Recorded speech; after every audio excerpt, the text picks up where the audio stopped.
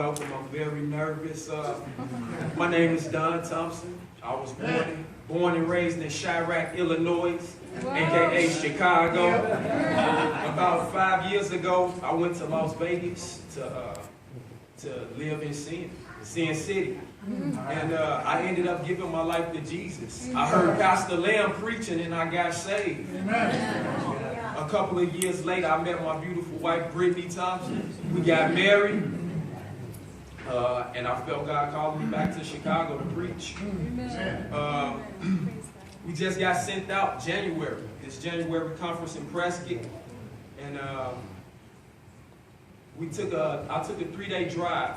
And as soon as I got to Chicago, it smelled like home again. It was snowing. It was cold. About 0 degrees. And before I made it to the hotel or anything, I stopped to get some boots. The guy that sold me the boots, his name Aaron, pray for him. He gave his life to Jesus right there.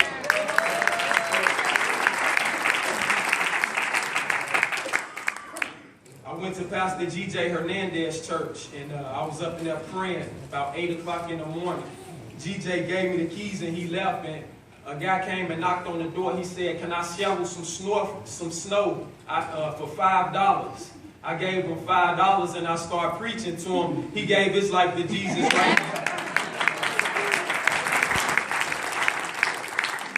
I went to Pastor Danny Vestal church and forgot my offering.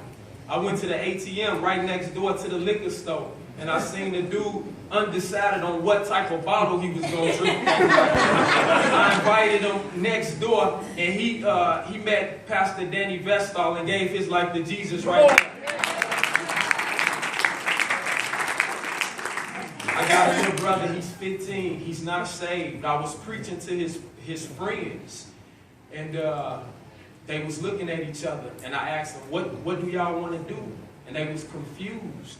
My little brother, still not saved, he looked at his friends and he said, what he's saying is, you could give your life to Jesus right now. You might not change overnight, but you just starting as a baby. My little brother started preaching to him. They didn't get saved, but I could feel the presence of God as they get closer to God. I met a guy in front of my mother's house. His name is Egypt. Pray for him. He was walking up the street cursing, all type of profanities. And I asked him, is that your rap? He said, yeah. And I started rapping for him. I rapped some Christian rap to him. And he started pointing at me. He said, you the type of person I need to hang out with.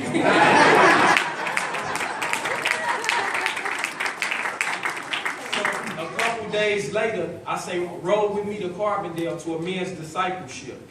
We come out here 4 hours away. He sleep all the way out here. We pull up a couple minutes late. I'm rushing in to hear the sermon. He's standing outside for 10 minutes and smoke a cigarette. He come in and sit down for about 5 minutes, ask to use my phone, step back outside for another 10 minutes, come back, give me my phone and go to the washroom for another 5 minutes. Come back, Terry Haynes pull an altar call, and he gets saved.